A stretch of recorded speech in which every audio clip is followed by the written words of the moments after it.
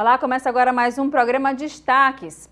E a rede Coco Bambu vem inaugurando unidades em diversos estados brasileiros e inovando com uma carta própria de vinhos Vasto. Ronan Guiar, que é sócio-diretor do Grupo Coco Bambu, esteve aqui na TV Altimista e deu mais detalhes. Acompanhe. Para conversar um pouco com a gente sobre esse mercado de expansão, com relação a toda a rede Coco Bambu, o que a gente já tem de novidade para falar desse ano de 2023? Primeiro, a gente queria agradecer o convite, representando aqui os nossos sócios fundadores, doutor Afrânio, doutora Daniela Barreira, doutor Idés, doutor Eugênio. Para esse ano 2023, a gente tem muitas novidades no Coco Bambu. Vamos abrir 4 unidades pelo Brasil. Abrimos agora, há uma semana atrás, a unidade de Niterói, no Rio de Janeiro, um grande sucesso, com mais de 4.000 reservas. No final de junho, abriremos a unidade de São José dos Campos. No final de outubro, abriremos a unidade do Derby, a nossa segunda unidade em Recife, no Pernambuco, e abriremos mais uma unidade em São Paulo, a 20ª unidade, na região de Cotia, num shopping lá da Granja Viana. Ronan, pois é, e aí falando nisso, a gente vê também a geração de empregos, de cada unidade aberta são empregos que são gerados, pessoas da comunidade também que são chamadas. Como é que vocês trabalham também nisso? Perfeito. Hoje o Coco Bambu emprega 8.000 colaboradores, diretos, registrados, mais 2.500 de maneira indireta. E o recrutamento ele é feito na cidade, meses antes da abertura da unidade, por uma equipe própria, todo o processo acompanhado pela própria diretoria do Coco Bambu, pelo corporativo do grupo, e seleciona mão de obra local, em torno de 90% é contratado na cidade. E o quadro de liderança é transferido para tocar a operação juntamente com os sócios operadores. E aí, vocês, além das unidades inauguradas, vocês também têm agora um lançamento que foi o Vinhos Exclusivos, A carta de vinhos exclusivos de vocês. Conta para quem está assistindo, assim, quais são esses vinhos, a tiragem, enfim, como é que tem sido a receptividade também do público? Hoje nós temos a marca Vasto, dentro do grupo, é uma rede especializada, é um steakhouse americana, especializada em carnes nobres e sushis. E dentro desse projeto nós fizemos uma parceria com a MGM, uma das maiores importadoras, produtoras de vinho da Itália, e importamos para o Brasil 4 vinhos feitos especialmente para a marca.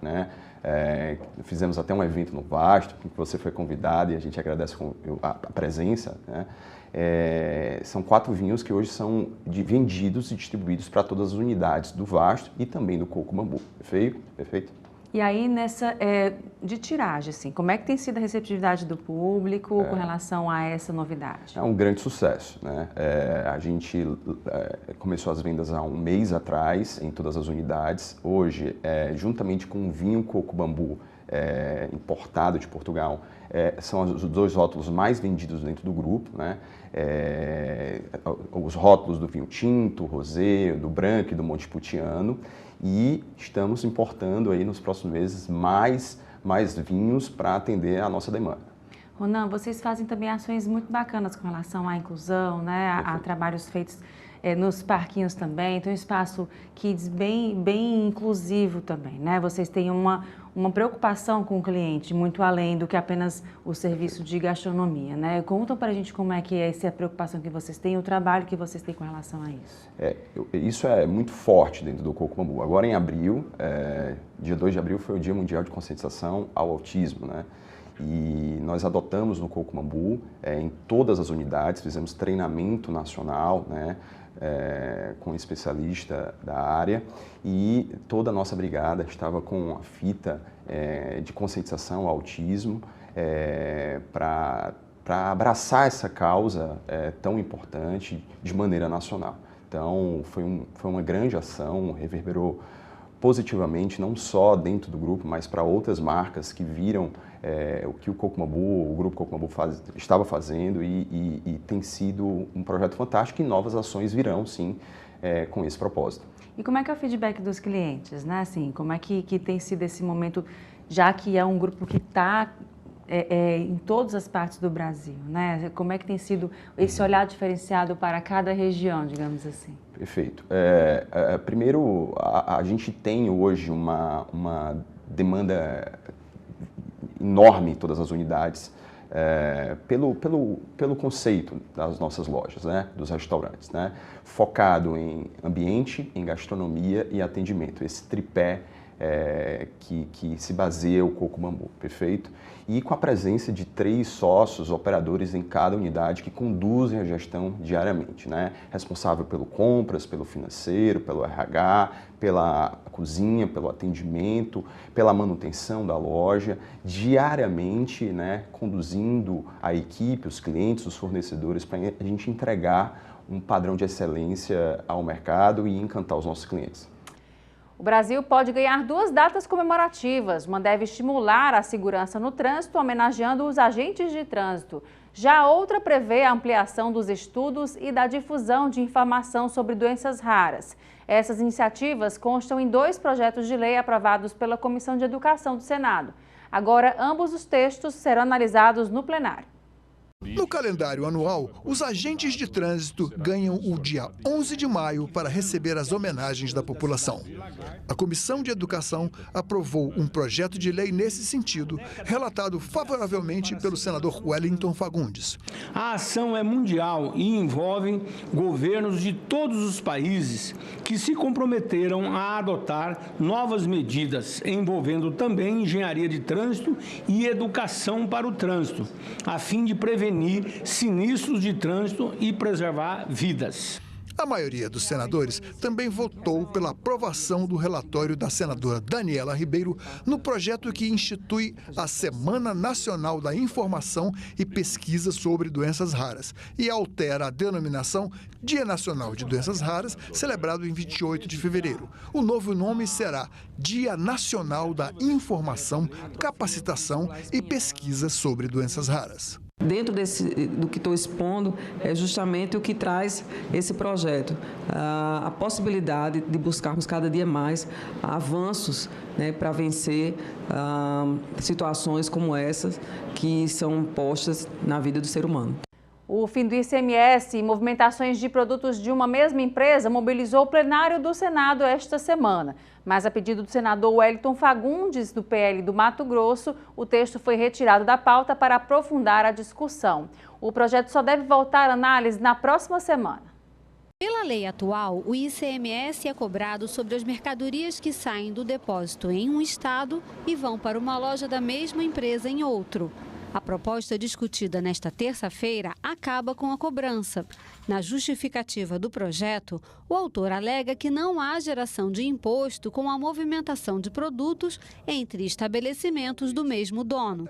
Nesses casos, existe apenas uma transferência física de mercadorias entre lojas, mesmo que em estados diferentes.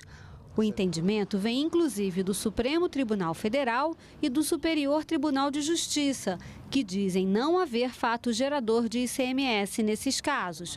O senador Wellington Fagundes apresentou o requerimento para retirar a proposta de pauta e retomar a discussão sobre o assunto. Eu acho que é salutar, além de ter uma preocupação muito grande, principalmente para os estados produtores das commodities agrícolas. Muitas vezes você compra lá o ICMS desse produto 16%, no São Paulo custa 15%, no Paraná custa 14%. Então é um assunto extremamente importante.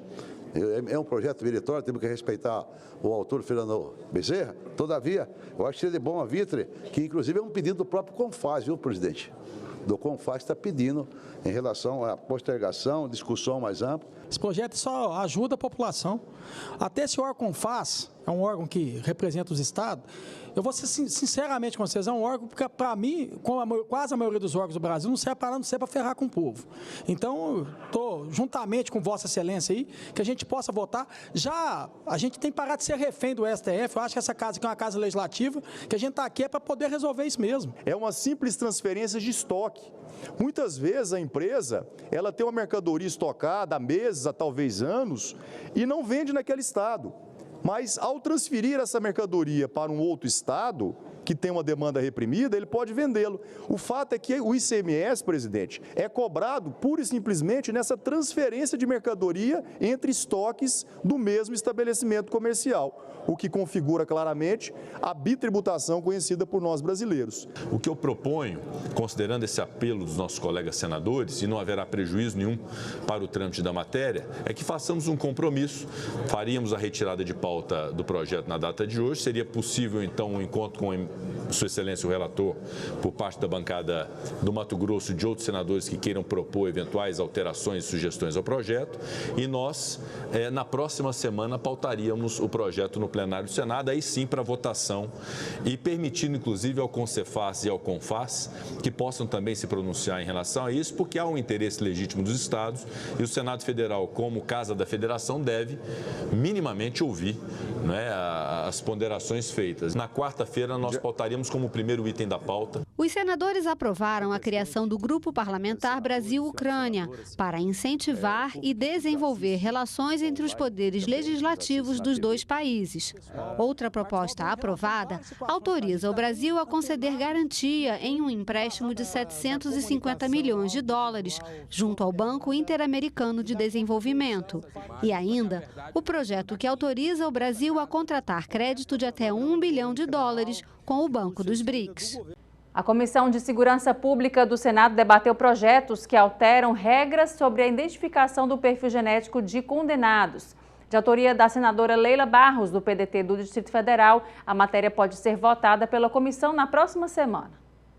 A Lei de Execuções Penais prevê a coleta de DNA de condenados por crimes contra a vida e a liberdade sexual, crime sexual contra vulneráveis e crimes dolosos praticados com violência grave. O projeto em debate no Senado amplia a coleta de DNA para todos os condenados por crime doloso, independente da natureza do crime. O relator, senador Sérgio Moro, ampliou ainda mais a proposta, prevendo a identificação do perfil genético não apenas de pessoas já condenadas, mas também durante a fase de indiciamento, prisão preventiva ou cautelar por crimes de maior gravidade, como estupro. Há casos de crimes praticados com extrema violência, crimes sexuais, estupro, assassinatos, e aqui nós estamos falando tanto de homicídio como feminicídio, crime organizado, organizações armadas. Para deixar muito claro, nós precisamos nos preocupar com essas organizações violentas, principalmente. Nesses casos, se a pessoa for indiciada na polícia, presa em flagrante ou presa preventivamente, se colhe o perfil genético. Os participantes da audiência pública foram unânimes em reconhecer a importância da identificação genética para a solução de crimes. O vice-presidente da Associação Nacional de Peritos Criminais citou casos que só foram resolvidos com a identificação genética. O caso ficou por 11 anos sem solução. A Mariana está aqui, vai comentar daqui a pouco mais sobre ele, mas uma coisa chave nisso é que mais de 80 perfis foram considerados suspeitos para esse caso e que poderiam ter sido arrolados, julgados, condenados, e não foram, porque o perfil genético não batia. 11 anos depois, numa das coletas feitas de acordo com a legislação, de acordo com tudo que está normatizado, o suspeito do estupro e assassinato da Raquel foi encontrado preso em uma penitenciária do interior de São Paulo.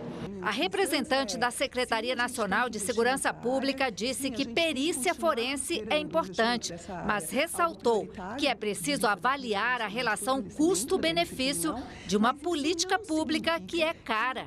Mas eu não posso esquecer, quando eu estou dizendo isso, como eu disse no início, da questão de que isso implica investimento público, né? Então, se sim, a gente tem a clareza de que esse tipo de prova é uma prova fundamental e que a gente tem que continuar, enquanto país, investindo nisso, a gente também não pode achar que a prova baseada no perfil genético, baseada na perícia de DNA, é a prova que a gente tem que fazer todo dia, toda hora, relacionada a todo e qualquer tipo de crime. A começar porque ela é cara. A representante do Ministério dos Direitos Humanos e Cidadania citou alguns pontos que podem ser preocupantes, como o direito à privacidade e a não autoincriminação. Será que deveríamos avançar na temática neste momento ou aguardar um posicionamento do Supremo Tribunal Federal? E esse é o entendimento da Suprema Corte Norte-Americana. Esse é o entendimento da Corte Europeia de Direitos Humanos, que a coleta do DNA para a construção desses bancos de dados de DNA não fere direito ao silêncio, não fere princípio à não autoincriminação. E a gente vai para o intervalo agora. Volta em instantes com mais destaques.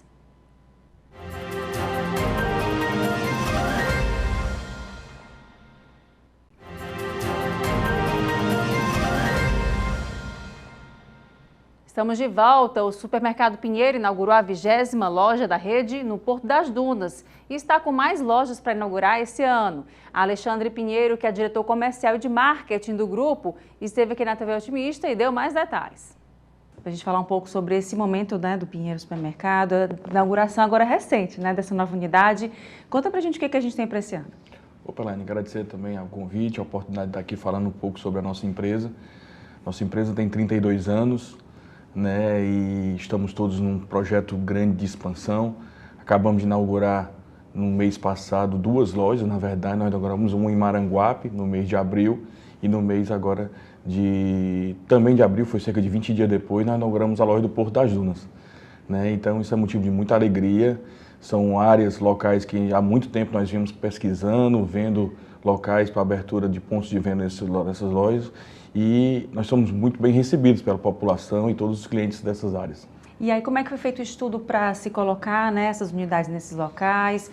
É um olhar diferenciado para cada cliente? Como é que é trabalhar isso com essa diversidade de clientes que existem? Na verdade, o nosso mercado é um mercado muito competitivo e nós ficamos realmente buscando locais que tenham necessidade de que tem essa área meio branca, onde nós buscamos locais. E o Porto das Dunas é uma área que, como eu disse, há muito tempo nós vínhamos buscando. É uma área que, principalmente depois da pandemia, o mercado teve um novo comportamento, né? E fora a questão de toda a estrutura que o Estado levou para lá, a duplicação da avenida, né? E o Porto das Dunas deixou de ser, por muitas vezes, uma casa de veraneio, uma segunda moradia, para ser a primeira moradia de muitos clientes. E isso nos chamou a atenção. E graças a Deus foi viabilizado um local, um ponto estratégico lá no local, na descida ali, na rotatória que dá acesso ao Beach Park. E nós buscamos montar uma loja que atendesse tanto ao público do final de semana como as pessoas que são os clientes que estão lá todos os dias. É uma loja com que há de melhor no ramo de autosserviço, de varejo, né? Uma loja que tem vista para o mar, né? Toda loja que tem vista para o mar. Então, assim, tem uma área muito boa de hortifruti, a área de bebidas também, um local interessante da loja, toda a parte de churrasco. E hoje o que também chama muita atenção é a nossa área de gastronomia, né? O cliente hoje que vai às nossas lojas, ele tem um cardápio completo do café da manhã ao jantar, né? Então, ele durante o dia passa por um cardápio variado, uma comida de muito boa qualidade, onde o cliente, o nosso bom vizinho, o cliente, ele pode muitas vezes não se dar o luxo de não fazer a comida em casa e ir lá nas nossas lojas e se alimentar muito bem, sem falar no nosso mix, nosso sortimento de pães, que também chamam muita atenção. Alexandre, pois é, você falando assim, né, é um momento do supermercado também, ele está cada vez mais próximo do cliente, né, a gente vê aí a diversidade de produtos, de serviços, né, como você fala, a pessoa também pode fazer a própria refeição no próprio supermercado, né, caso ela não queira comprar para levar em casa, para fazer em casa, também tem o delivery muito forte, né, que potencializou isso depois do que aconteceu da pandemia, né, então, como é que é esse momento de vocês também com relação ao delivery, né, à encomenda, a essa jornada do cliente mais ampliada? Na verdade, o mercado, após essa pandemia, todo mundo está procurando se adaptar e identificar para onde o hábito de consumo está indo, né? Os clientes, na verdade, mudaram a sua forma de consumir, nós, por sermos um negócio de primeira necessidade, nós nos mantivemos abertos na época da pandemia e isso nos causou um grande desafio também. E agora, depois que isso aconteceu, as pessoas estão se readaptando, né, a questão de morar em locais fora dos grandes centros, a compra por internet, que isso antigamente era muito pequeno. Nós temos um serviço que nós chamamos lá de Compre Fácil, Bom Vizinho. Nós temos esse serviço há cerca de 15 anos. E era um serviço que era muito pouco procurado. Nós tínhamos porque o meu pai e meu tio, que são os sócios, donos da empresa, eles tinham essa visão de que aquilo era um canal a mais do cliente poder nos acessar e nos comprar na loja. E, como diz, era muito pouco procurado. Durante a pandemia ele foi muito procurado. Ele chegou a representar mais do que uma loja física, né, de venda. E após a pandemia, as pessoas que tinham um certo, como eu posso dizer, uma certa trava com relação à utilidade de serviço, eles perderam isso. Então hoje o cliente vê esse canal como um canal a mais de compra. Se por vezes ele não tem tempo de ir para a loja, de fazer aquela compra e está precisando daquele produto, ele se sente muito à vontade de acessar o seu app, o seu celular, o app da nossa empresa ou o próprio WhatsApp da loja, pedir e receber em casa o melhor produto que ele encontra na loja. Então a gente tem esse serviço e a gente investe cada vez mais. Hoje nós temos times dedicados a esse tipo de seleção de produtos e eu posso garantir que nós separamos e entregamos na casa do cliente o melhor produto possível. Muitas vezes o produto nem na loja está ainda, ele ainda está na parte de refrigeração, na parte de câmara, de área de apoio, e a gente entrega na loja, na casa do consumidor. Pois é, e aí a diversidade, né? Assim, como é que é o feedback com o consumidor, uma vez que ele também diz, olha, está faltando isso aqui, né? Ele tem se mostrado, por exemplo, questão de vinhos, né? Dos cafés, né? Tem cada vez mais solicitado determinados produtos inovados, né? Com inovação, enfim. Como é que é esse feedback também com eles? Nós temos a nossa prática lá, nós somos o bom vizinho. Então, assim, a marca da nossa empresa é uma proximidade muito grande com os clientes. Nós buscamos ouvir bastante e identificar onde essas tendências estão caminhando. E lá nós costumamos dizer que muitas vezes o paladar não retroage, né? Então o cliente que ele se acostuma com algum tipo de produto, aquele lá ele não quer provar muitas vezes de outro. Então seções como vinhos, cafés, pra você ter ideia, até água hoje é uma área, é uma seção que os clientes buscam águas diferentes, algumas saborizadas, né? Então assim, os clientes eles estão sempre buscando novidades e a gente tem que estar muito antenado com isso, com parcerias com fornecedores, com importações também que nós fazemos direto de outros países para poder entregar para o cliente o que ele está precisando. Alexandre, quais os próximos passos aí? Você pode já antecipar para a gente alguma coisa para esse ano, para os próximos anos? Posso. Na verdade, nós estamos num plano de expansão a nossa empresa. Nossa empresa, junto com a Dom Cabral, que é quem nos assessora e há cerca de 10 anos com relação nos monitora isso. Nós temos um plano de expansão que nós queremos dobrar a empresa até 2025. E isso faz parte, a abertura do Maranguape, a abertura do Porto das Dunas faz parte desse plano, né, desse incremento que nós queremos dar à nossa empresa. E esse ano ainda tem mais outras 3 novas lojas que estão sendo construídas, né, uma em Fortaleza, que é no bairro do Cambeba, temos uma outra que é em Tianguá, e vamos ter também uma em Cruz, lá no Preá, muito próximo a Jericoacoara. Né? Então, até o final do ano, o Supermercado Pinheiro, nós teremos aí 23 lojas em 12 municípios do estado. Nós somos a rede de supermercado com maior capilaridade no estado do Ceará. Isso é algo que nos torna diferente no mercado. Nós estamos em muitas cidades e hoje nós somos mais de 2.000 bons vizinhos, que são nossos colaboradores. E nós estamos muito felizes com isso. Fora o supermercado, nós temos sala de cinema, nós temos parque infantil, que esse é o jeito bom vizinho de ser, né? Que é onde nós buscamos atender todos os nossos clientes. E que bom que nós estamos chegando em várias cidades do interior do estado, aqui em Fortaleza também, para poder entregar o melhor possível para esses clientes. E vocês fazem várias ações também com a comunidade, com a população, a sociedade, né? Vários eventos são realizados também, né? A gente mexe muito nas lojas, a loja sempre tem uma novidade, uma música ao vivo, tem também curso de culinária. Nós temos o nosso abraço social, né, que nos permite também o cinema. Nós temos 2 abraços sociais, são os maiores, é o Escola Vai ao Cinema, né? Nós já levamos mais de 250 mil alunos da escola pública para o cinema, né? Onde uma parceria com as prefeituras, com o governo do estado, eles cedem, os alunos vão para lá através de um transporte, lá nós abrimos a sala, temos um lanche para eles participam de oficinas, assistem um filme, eles fazem um trabalho daquele que vale nota, e isso nos dá muito orgulho. Além disso, nós temos o Instituto Bom Vizinho, que fica aqui junto ao nosso CD, aqui no bairro da Palpina, onde cerca de 100 famílias vão para lá diariamente. Essas crianças elas têm aula de reforço escolar, aula de informática, fazem curso de canto, coral, cuidam de uma horta. E mesmo durante a pandemia, o Instituto ele se manteve aberto e hoje é algo que nos dá muito orgulho, né, de a gente poder retribuir um pouco para a sociedade aquilo que nos dá. Né? Então, é a forma que a gente mexe com nossos clientes e com nossos bons vizinhos, é dessa forma.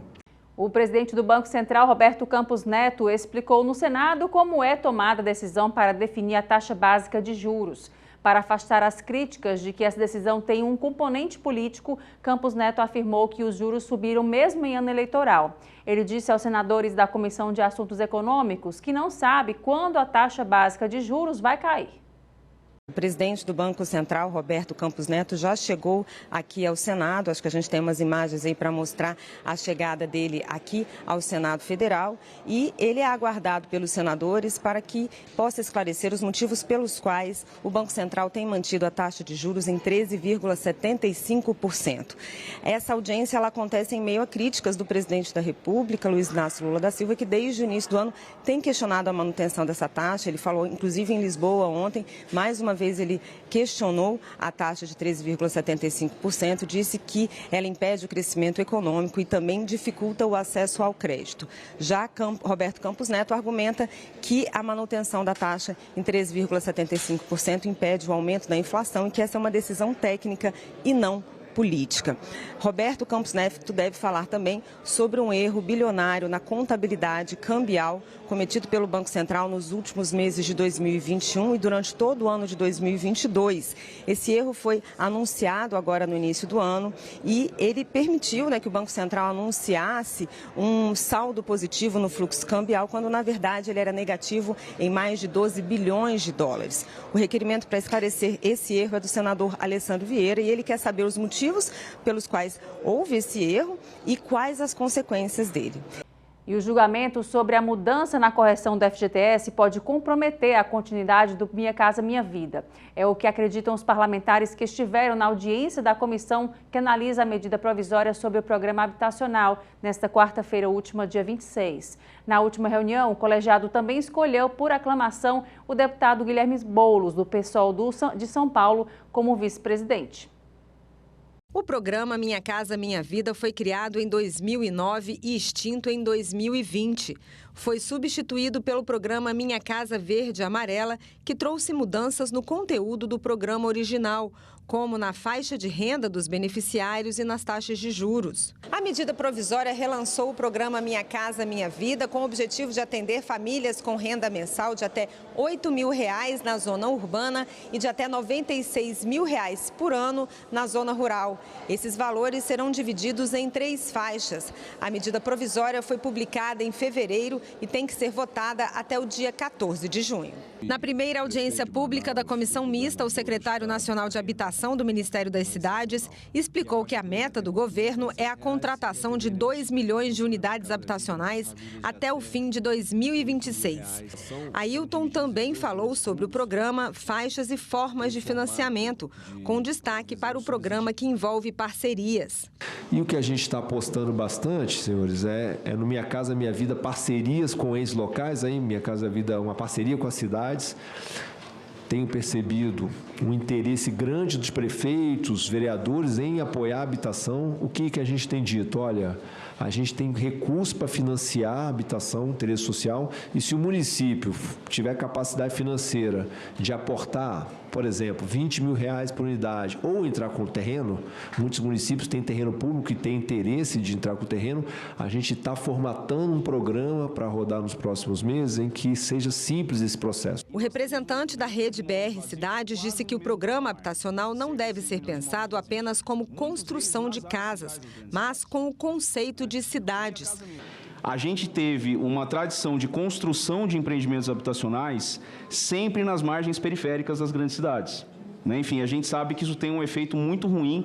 O argumento, via de regra, sempre é aquele, é mais barato, a terra na periferia ela é mais barata, então as construtoras só conseguem viabilizar empreendimento social, empreendimento habitacional nessas localidades. Como governador, implementei uma política habitacional muito ousada no Amazonas, em um programa chamado Prosamin, que foi um programa de recuperação de áreas degradadas, construindo inclusive unidades habitacionais nas próprias áreas degradadas.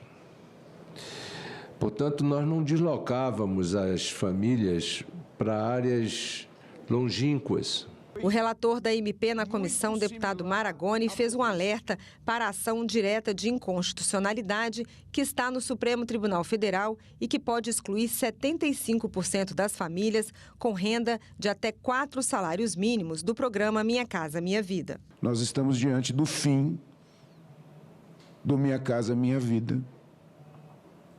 caso haja o julgamento procedente da DIN 5090. Os parlamentares da comissão mista elegeram por aclamação o deputado Guilherme Boulos como vice-presidente do colegiado. Eu peço uma salva de palmas ao nosso deputado Guilherme Boulos, eleito, portanto, por acordo, por aclamação. A gente vai para o intervalo agora, hein? Volta em instantes com mais destaques.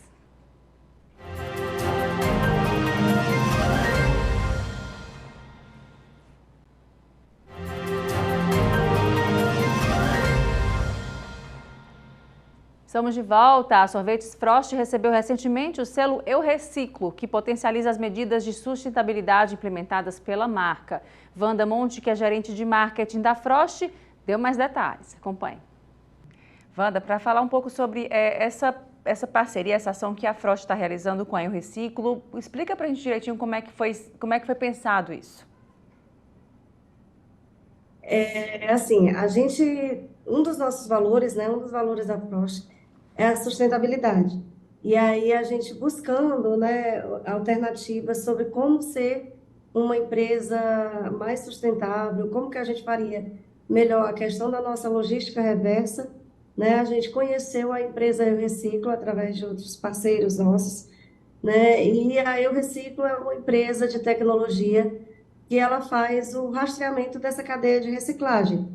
E aí foi uma oportunidade que a gente encontrou, de trabalhar melhor esse impacto ambiental que a Frost, acaba colocando, digamos assim, no meio ambiente por conta do uso do plástico nos potes de sorvete, nas embalagens de picolés, Então, é uma forma de a gente fazer essa logística reversa e tirar da natureza, do meio ambiente, de forma mais organizada, e mais segura para a natureza, fazendo a reciclagem aí desses elementos, de plástico, desses materiais, digamos assim, tá?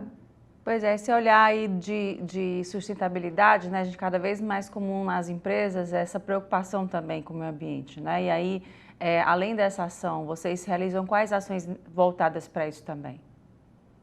A gente também tem outros cuidados, Como, por exemplo, a gente hoje também compra todos os palitos de picolés, são de madeiras reflorestadas, A gente tem outras iniciativas, como a gente tem uma estação de tratamento de água, interna. Além disso, a gente faz outras ações, voltadas aí para o ambiente social, como, por exemplo, a gente está envolvido de cabeça, na causa do autismo, onde a gente está junto aí das associações para desenvolver e participar, de iniciativas onde a gente consiga melhorar a vida e o dia a dia das pessoas que têm autismo, e que elas se sintam bem recebidas em nossas lojas. Além disso, a gente também está desenvolvendo a possibilidade de a gente fazer a contratação de pessoas com autismo ou de famílias de autistas para facilitar, a inserção social, ter essa inclusão social desse público, Além disso, a gente faz aí cerca de várias doações durante o ano todo de diversos produtos para causas sociais, para que as pessoas tenham aí um momento de conforto e de alegria, já que o sorvete, ele traz essa alegria, ele traz essa satisfação e prazer para as pessoas. Pois é, e aí nessa ação que vocês estão realizando também, além disso, tem os lançamentos, A gente tem aí a marca com muitos lançamentos todos os anos, enfim. para esse ano de 2023, né? O que vocês já têm de lançamento já que podem contar para a gente e também o que a gente tem pela frente também? A gente saiu aí agora no início do ano, né? Acredito que vocês tenham visto, com a nova linha Pura Fruta, que é uma linha que é zero adição de açúcar, né? Ela tem nada de adição de leite e é super baixa caloria, né? Na intenção de a gente estar junto aí de mais um dos públicos, né? Que pede pela indulgência de ter um produto mais saudável. Então, sim, você pode comer um sorvete mais saudável, um picolé mais saudável, né? Então, a nossa intenção é lançar mais produtos nessa linha, né? A gente ainda não pode aí revelar os próximos lançamentos, mas a gente vai trabalhar em mais produtos nessa linha, né? E a gente está aí saindo também com novas embalagens, né? Da nossa linha Kids, vocês vão ver aí que a gente está saindo com personagens na embalagem, trazendo um ambiente mais lúdico, mais divertido, né? Para o dia a dia das crianças aí nas nossas lojas, né? E nos pontos de venda onde você encontra os produtos da Frost. Ok, Wanda, e o que a gente tem com relação a essas unidades? A gente, todo canto daqui do estado do Ceará tem, né? E aí como é que faz para encontrar vocês? Como é que faz também para poder localizar essas lojas? A gente tá espalhado aí, Elaine, em vários lugares no Nordeste, né? Hoje a gente está aí com 58 lojas, estamos abrindo mais 2, então tem 60 lojas, só loja de fábrica da Frost. Além disso, nós estamos presentes na maioria dos autosserviços, nas grandes redes, né, nas redes regionais, no varejo, né, nos restaurantes, onde você buscar encontrar aí um sorvete, uma sobremesa, você vai encontrar a Frost. E em Fortaleza, né, você encontra a Frost aí nos mais variados bairros, né? Nós temos lojas no Eusébio, nós temos lojas no interior do Ceará, nós temos lojas ali no circuito ali Cambeba, Washington Soares, Cocó. Nós temos o outro lado da cidade ali, a gente tem Silas Munguba, que a gente abriu recentemente. A gente vai estar abrindo uma nova loja no Parque São José. A gente tem lojas no Bom Jardim, no Gembaú. Conjunto Ceará, a gente foi a última loja que a gente abriu, tem 2 semanas. A segunda loja, nós temos 2 lojas no Conjunto Ceará. Então, assim, a gente não para de crescer, né? A gente tem uma expansão aí de loja prevista para estar com 100 lojas abertas até 2024, até o final de 2024. E programas de renda e demais políticas públicas devem ser articulados, alertam debatedores. A discussão sobre o tema ocorreu essa semana na comissão do Senado, que analisa a medida provisória do Bolsa Família. Reconhecido como um dos primeiros defensores da causa da renda básica para todos e autor do projeto de lei da renda mínima, o ex-senador Eduardo Suplicy, hoje deputado estadual, participou do debate e foi homenageado pelo presidente da comissão. Sempre à distância lá do meu estado do Espírito Santo, eu olhava para a atuação do senador Suplicy e falava, nossa, a política vale a pena. A política vale. Existem pessoas que dignificam muito a honrada classe dos políticos e essas pessoas, eu não tenho dúvida de falar do meu carinho, a minha deferência, o meu respeito e admiração por Vossa Excelência. Bem-vindo novamente à sua casa, essa casa é sua. Essa debatedora destacou a importância da retomada do Bolsa Família, mas ressaltou a necessidade de articulação entre os programas sociais e as demais políticas públicas do governo. A ampliação da oferta de serviços públicos de saúde, educação e assistência social são primordiais nesse momento. Isso cria uma rede de sustentação, uma rede de apoio às famílias. O representante da rede Pensan confirmou que famílias monoparentais sofrem mais com a fome. A maioria dessas famílias foi abandonada pelos homens e se vê conduzida apenas por mulheres.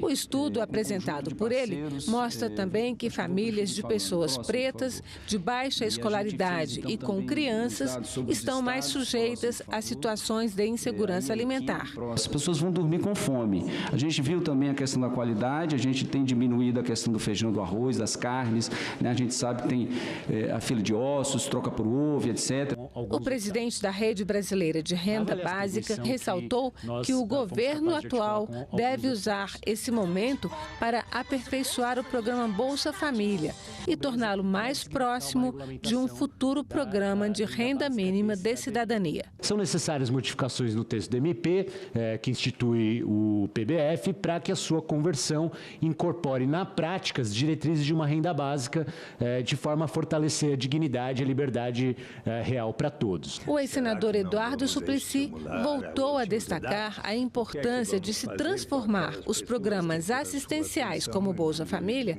em um programa de renda básica universal, como forma de diminuir a desigualdade social no Brasil. Eliminamos totalmente qualquer burocracia envolvida em se ter que saber quanto cada pessoa ganha no mercado formal, na carteira de trabalho assinado ou em qualquer atividade que se faça. Eliminamos qualquer estigma ou sentimento de vergonha da pessoa. Eliminamos também o fenômeno da dependência que acontece quando tem um sistema que diz que quem não recebe até certo patamar tem o direito a receber tal complemento, mas se todos iniciarmos da renda básica em diante, sempre haverá o estímulo ao progresso. E o projeto que prevê critérios para a revisão de benefícios fiscais deve ser analisado pelo plenário do Senado. Na última quarta-feira, dia 26, a proposta recebeu o aval da Comissão de Constituição e Justiça. Um dos principais objetivos é aprimorar a lei de responsabilidade fiscal.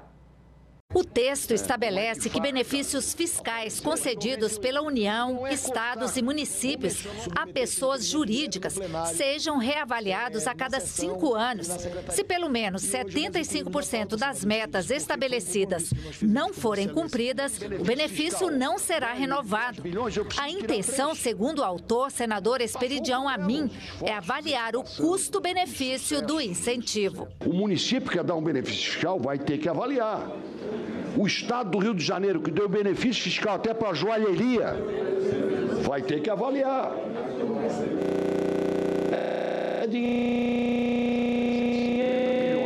O ministro Haddad fala em 360 só de recursos federais. O nosso relator fala em 321. Eu falo em 400 federais. Seja 500 ou 600, vamos multiplicar por 31 anos. 31 anos. Isso dá 10 trilhões de reais não avaliados. Eu não estou dizendo para cortar, avaliar. Senadores da bancada do Amazonas fizeram um apelo para que o relator acatasse uma emenda retirando a Zona Franca de Manaus das regras. Eu faço esse apelo ao senador Amin e ao senador Oriovisto para que a gente possa dar andamento nessa discussão e revisão de alguns incentivos, mas excepcionalizar aquilo que está excepcionalizado pela Constituição brasileira. E a emenda do senador Eduardo Braga, ela vem no encontro dessa questão. O relator, senador Oriovisto Guimarães, argumentou que não acatou a emenda porque o projeto não significa risco para a Zona Franca. O benefício constitucional da Zona Franca não se refere a nenhum incentivo ou benefício fiscal em concreto, nenhuma lei ou programa em particular. A Zona Franca de Manaus, como um todo, é um programa integrado com suas características de área de livre comércio, de exportação e importação e de incentivos fiscais. Então, Zona Franca é algo muito maior do que um incentivo fiscal. O projeto acabou aprovado na Comissão de Constituição e Justiça e encaminhado ao plenário. Mas a bancada do Amazonas já anunciou que vai apresentar um requerimento em plenário para que o texto seja analisado também na Comissão de Transparência, Fiscalização e Controle.